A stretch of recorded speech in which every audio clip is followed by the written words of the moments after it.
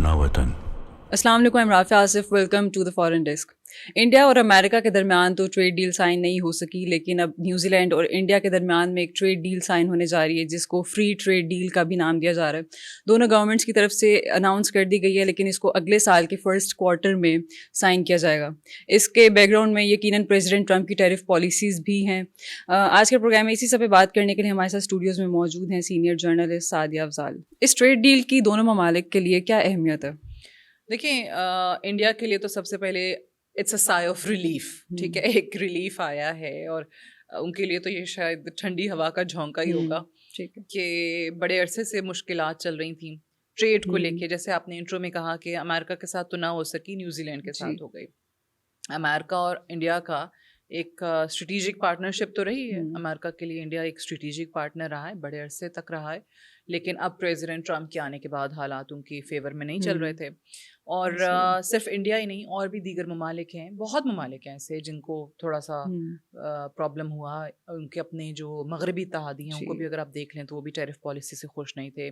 President Trump کو یہ لگتا تھا کہ جناب وہ ریسیپروکیٹ نہیں کرتے باقی تمام ممالک، تو ہمیں صرف اس وقت امریکہ فرسٹ کو سامنے رکھتے ہوئے تمام پالیسیز لے کے چلنی ہیں.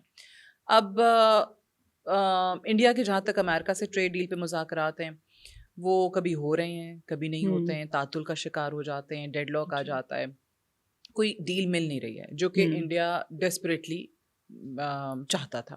اچھا، اس دوران پھر ہم نے دیکھا کہ رشین پریزیڈنٹ کا ایک بڑا اہم دورہ ہوا انڈیا کا. اب اس میں بھی ایک ڈیفینس ڈیل کی بات ہو رہی تھی. اس میں بھی کہا جا رہا تھا کہ دو چیزیں لسٹ میں سب سے سامنے تھیں. ایک ڈیفینس ریکوائرمنٹس جو اکوپمنٹس وغیرہ کی تھی، اور دوسری کیا تھی؟ آئل کی خریداری کا معاملہ. اب دونوں پہ ہی کچھ نہیں ہو سکا. آپ دیکھ لیں کہ آپ کو کہیں سے بھی کوئی ٹینجیبل چیزیں، کوئی آؤٹ کم اس میٹنگ سے نکلتا ہوا نظر نہیں آتا، جس کی بہت زیادہ ہائپ تھی.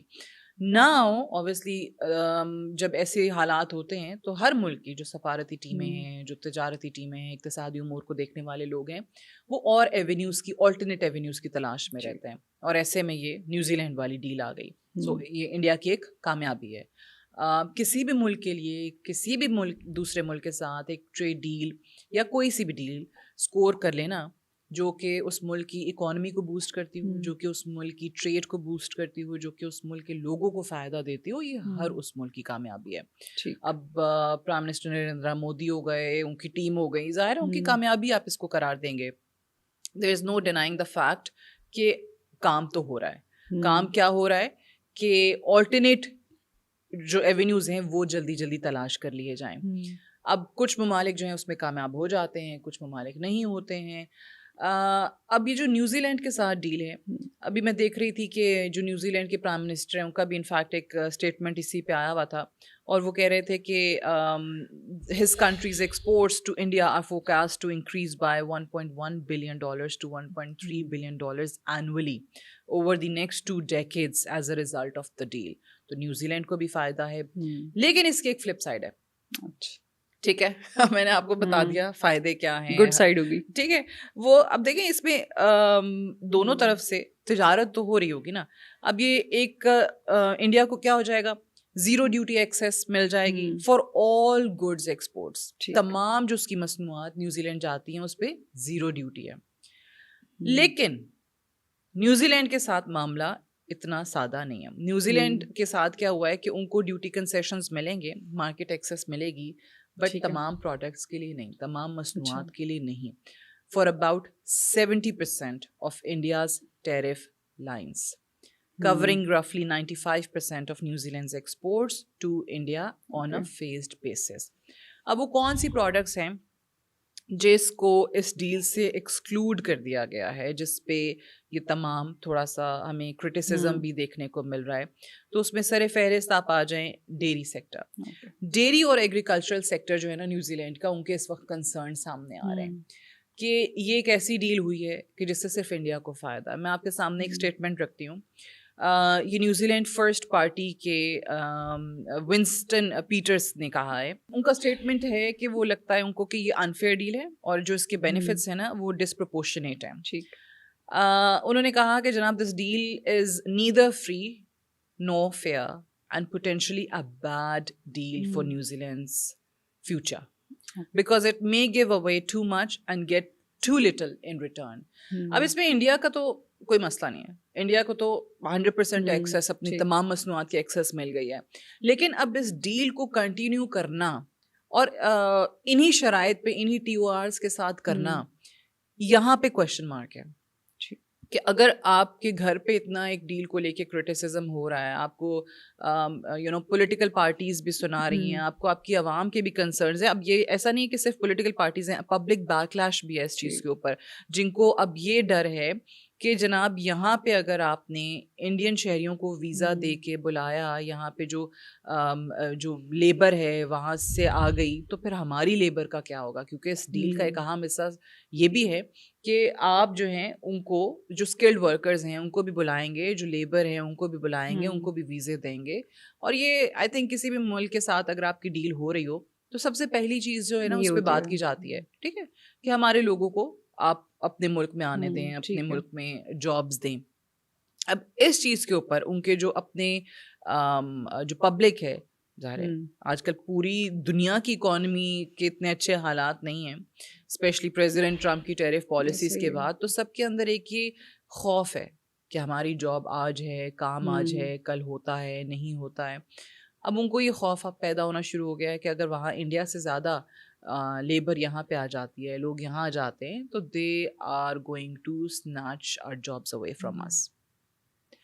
इस पे पब्लिक लैश जो है ना, जो अब ज़्यादा आपको नज़र आएगा. फिर मैंने आपको बता दिया डेयरी सेक्टर के हवाले से, एग्रीकल्चर सेक्टर के हवाले से.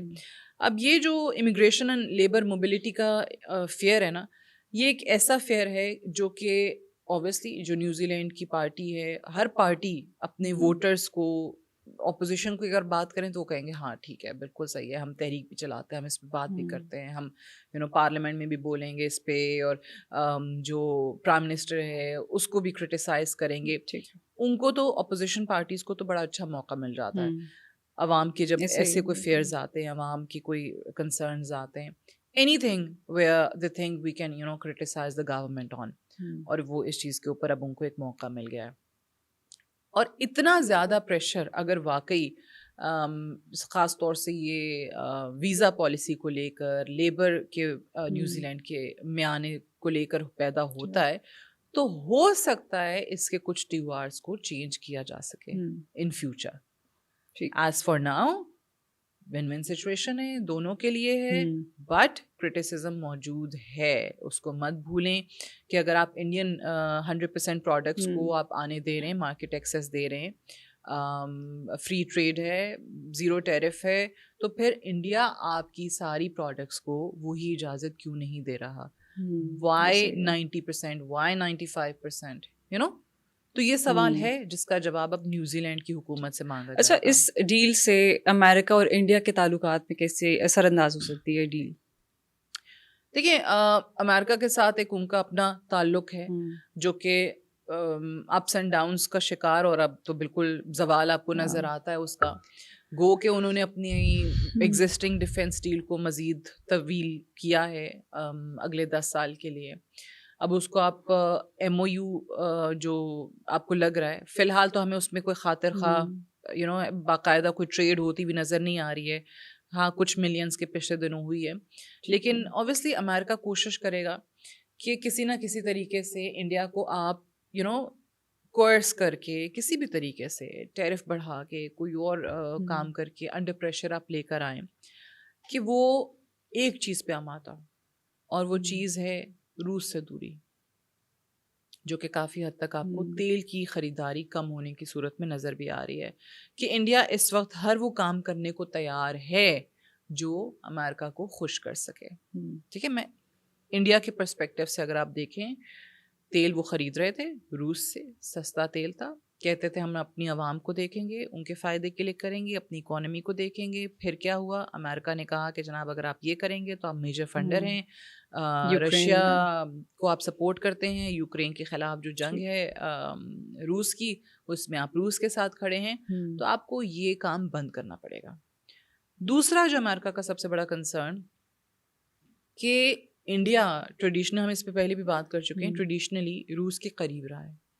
حالانکہ وہ نان الائنمنٹ پالیسی پہ چلتے آئے ہیں, بٹ میں نے آپ کو پہلے بھی بتایا تھا یہ کولڈ وار کے بعد آپ نے زیادہ رجحان جو ہے وہ انڈیا کا روس کی طرف دیکھا, اور اس کے بعد پھر یو ایس کی طرف بھی آہستہ آہستہ شروع ہو گیا. سوویت یونین کے ٹوٹنے کے بعد کوشش یہ کی گئی کہ ہم روس کے ساتھ تو جو ٹریڈیشنل تعلق ہے اس کو قائم رکھیں ہی رکھیں, امریکہ کی طرف بھی بڑھا جائے, اور پھر بات اسٹریٹجک پارٹنرشپ تک پہنچی.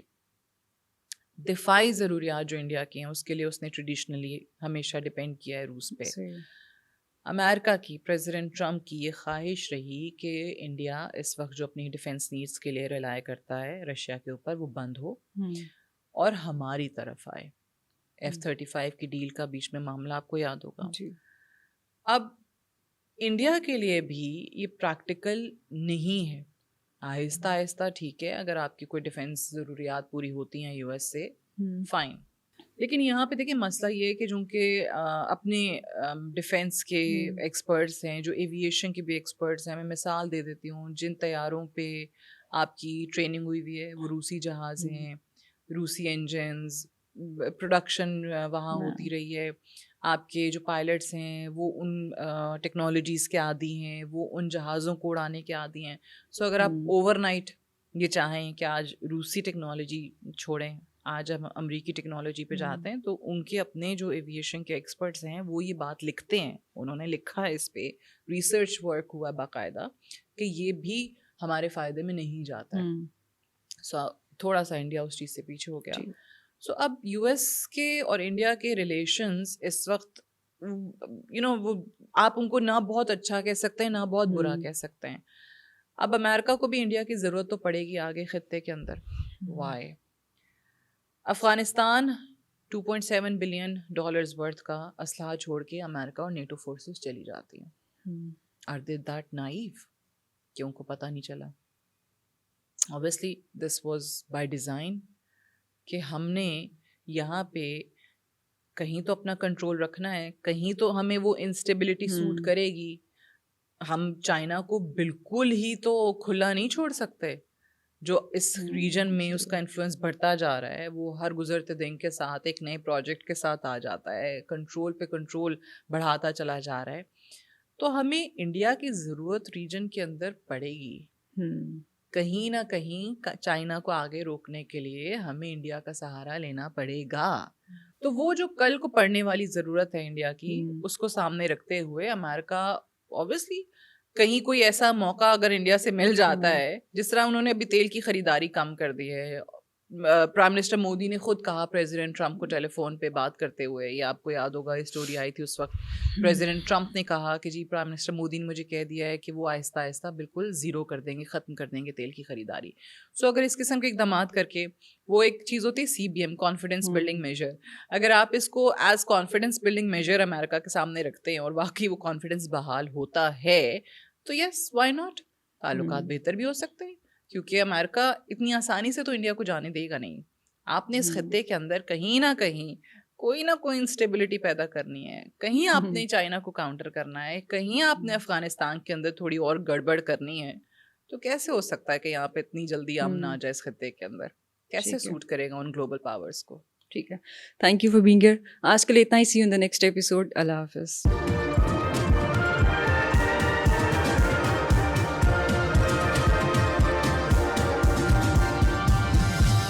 You are watching Apna Watan.